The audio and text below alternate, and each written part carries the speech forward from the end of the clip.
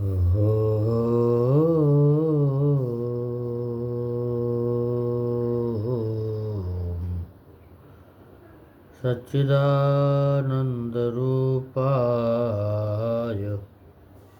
विश्वोत्पत्त्यादिहेतवे तापत्रयविनाशाय श्रीकृष्णाय वयं नमः। ॐ श्रीकृष्ण गोविंद हरे मुरारे, हे नाथ नारायण वासुदेव। आज कुछ प्रश्न हैं, कुछ प्रश्न लोगों ने किया है। रास लीला के बारे में। और रास लीला के बारे में पूछते हैं तो रास लीला कोई मनुष्य की लीला नहीं थी। ये भागवती लीला थी, ब्रह्म की क्रीड़ा थी। ये कोई काम क्रीड़ा नहीं थी, साधारण मनुष्यों की नहीं थी।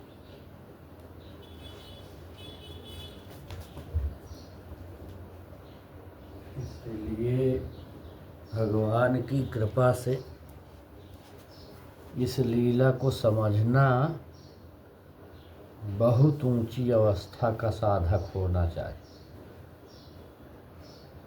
तब ये लीला समझ में आती। जिस लीला के लिए शास्त्रों में आता है, औरों की बात छोड़ दीजिए। जब ब्रह्मा, शंकर, उद्धव, नारद, अर्जुन जैसे ऐसे लोगों ने गोपियों की उपासना करके और गोपी भाव की थोड़ी सी लीला देखने के लिए जो वरदान प्राप्त किए, तो उस लीला को क्या कहा जाए। जो परम ब्रह्मविद, वरिष्ठ महायोगी, परम योगी, जीवन मुक्त श्री सुखदेव जी और श्रोता है महाराज परीक्षित, स्वयं साक्षात वैराग्यवान है। ऐसे मनुष्य जब रास लीला के लिए लालायित है, ब्रह्म लीला देखने के लिए, तो ये लीला साधक की बहुत ऊंची साधना का नाम है रास लीला। ब्रह्मनिष्ठ का नाम है रास लीला।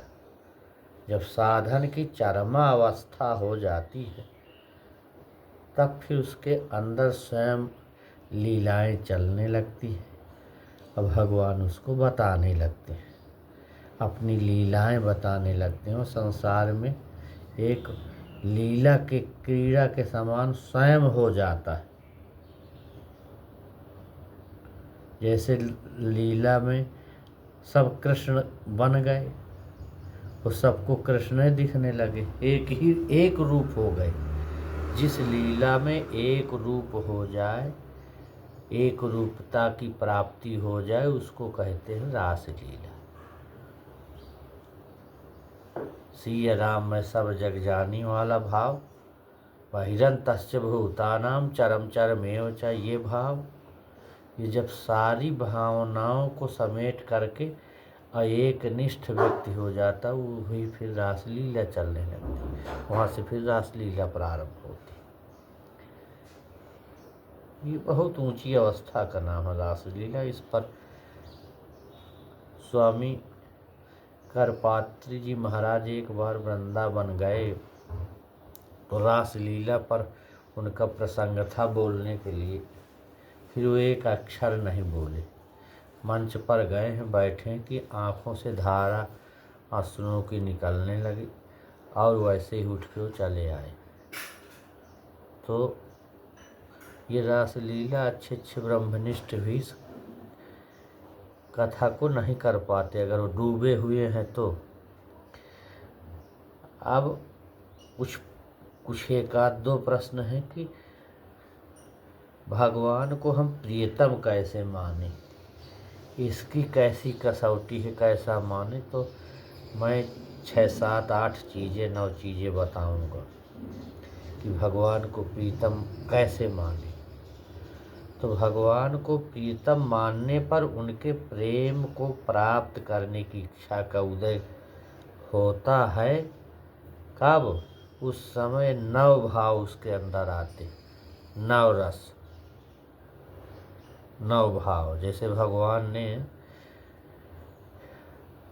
रामायण में मिथिला में भगवान जब गए थे तो उस समय सबको 9 रस दिखाए। किसी को वीर रस, किसी को संतों को अलग रस था, वीरों को अलग रस था, रसिकों को अलग रस था। उस प्रकार भगवान को जाकी रही भावना जैसी प्रभु मूरत देखी थी तैसी ये भाव वहाँ पर प्रकट है। तो यह 9 भाव बताएं। एक है शांति। शांति का अर्थ है सहनशीलता, क्षमा। कुछ भी द्वंद्व अंदर आए उसको सहन करो, उसके अंदर ये शक्ति होना चाहिए सहन करने की। और है दूसरा अव्यर्थ कालत्व, जिसके जीवन का जरा सा भी समय भगवान के चर्चा के बिना न बीतता हो। फिर विरक्ति आती है, लोक परलोक के सारे भोगों से स्वाभाविक अनासक्ति हो जाए, इसी को विरक्ति वैराग्य कहते हैं। अब फिर आता है मान शून्यता। मान शून्यता साधन का प्रारंभ होने पर यदि मान प्रिय लगने लगा तो साधना को खा जाएगा, साधना को नष्ट कर देगा, इसलिए इसमें सावधान।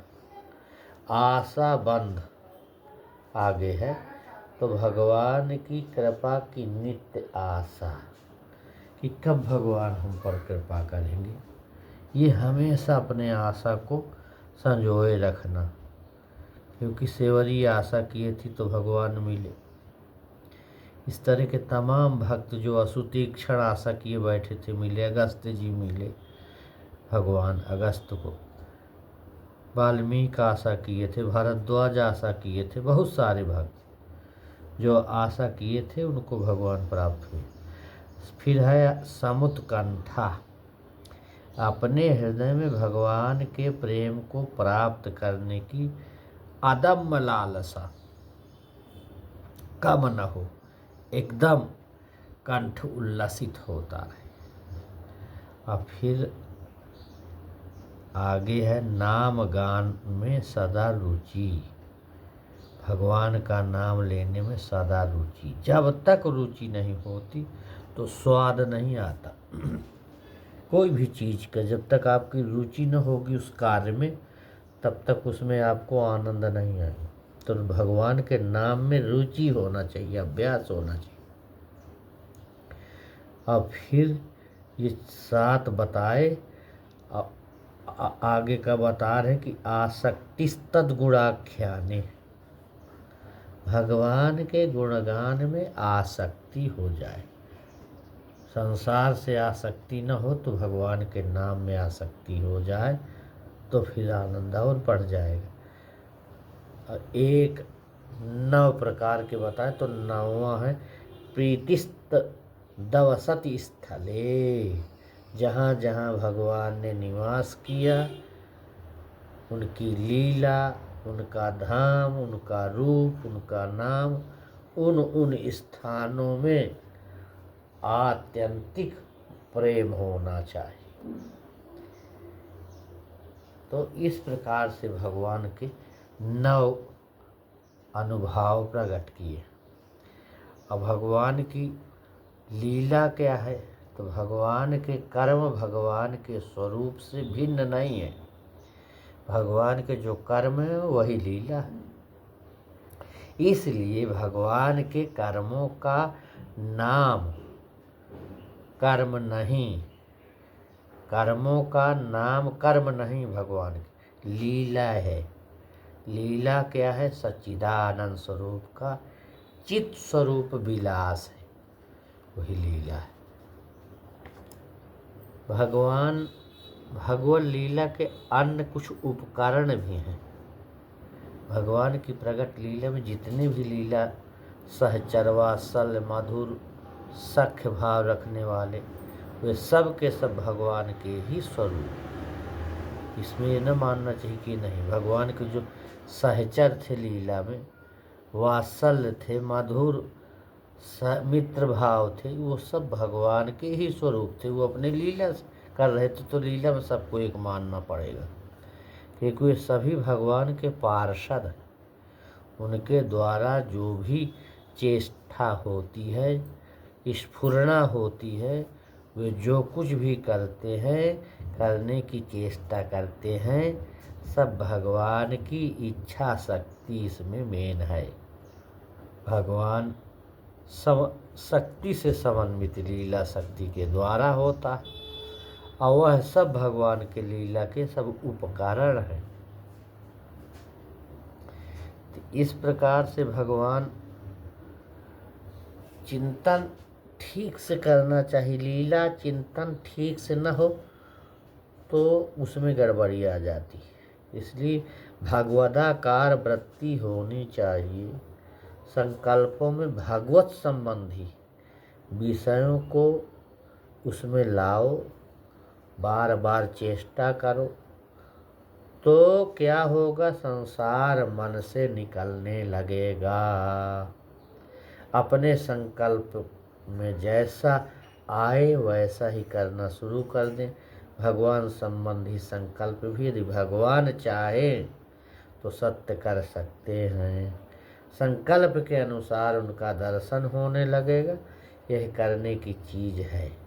ऐसा करते रहने से सहज ही भगवान की लीला का मन में जो है चिंतन होने लगेगा, दर्शन होने लगेगा।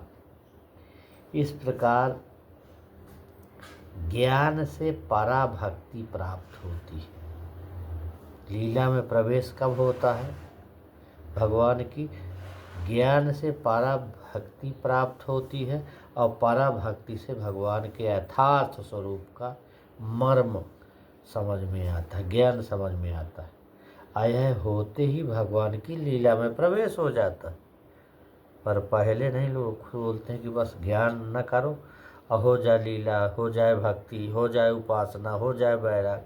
अरे बिना ज्ञान के तुम न भक्ति कर सकते, न वैराग्य कर सकते, न लीला में प्रवेश पा सकते। भगवान शंकर जी तो ज्ञाने का स्वरूप है। जब ज्ञान हुआ तभी तो लीला में, रास लीला में उनको प्रवेश मिला। इस प्रकार से पहले नहीं हो तो लोग कहते ज्ञानी है, वो भक्ति है, यही झगड़ा चल रहा है। ज्ञानी भक्ति में कुछ अंतर ही नहीं है। जो लोग अंतर करते हैं मूर्ख है। लोग सोचते हैं कि भक्ति का मतलब है कि भगवान को नहला धुला दी, हो गई भक्ति। ये भक्ति नहीं है। ज्ञान होगा तो भक्ति होगी, वैराग्य होगा, उपासना होगी, और ठीक ठीक होगा। और ज्ञान नहीं है तो तुम कुछ भी नहीं कर रहे, ढोंगा है वो। फिर वो पाखंड में माना जाएगा। ना तुम्हारा कुछ पता रहेगा कि क्या करना चाहिए, क्या नहीं करना चाहिए। ज्ञान से, जब ज्ञान होगा, विवेक के द्वारा ही ये सब चीज़ें सुलभ हो सकती हैं। अन्यथा कुछ भी मनमानी करोगे तो क्या कर लाभ होगा? कुछ नहीं होगा। करते जीवन बीत जाएगा तो भी कुछ नहीं हाथ लगेगा। बहुतों को देखे हैं कि जीवन बीत गया, भक्ति का चोला पहने रहे, भक्ति दिखाते रहे बाहर से, लेकिन उनके अंदर 1% भी भक्ति नहीं रही है। ये नज़दीक से देखा गया। जब ज्ञान होता तो भक्ति भी मजबूत होती, वैराग्य भी होता, त्याग भी होता, भावना भी पवित्र होती। तब लीला समझ में भगवान की आती है, लीला में प्रवेश होता है। तो लीला चिंतन एक सा नहीं रहता, इसमें भिन्न संस्कारों का उदय, वातावरण, चित्त में गुणों की तारतम्यता, अनेक कारण। जब कभी कमी प्रतीत हो तभी भगवान से प्रार्थना दृढ़ भाव से करें, लीला का चिंतन करें, प्रयास करना चाहिए। तो फिर उसी से ये बात बन जाती है। और नहीं तो ऐसे केवल मनमानी ढंग से करने से कुछ भी लाभ नहीं होता है। अधिकारी मिलना चाहिए, उस चीज़ को बताने वाले अधिकारी हों, उस लीला के जानकार हों, तब वो ज्ञान कराओ तो ये बात फिर कंप्लीट होती है, नहीं तो नहीं होता। ओम शांति शांति शांति शांति। ओम।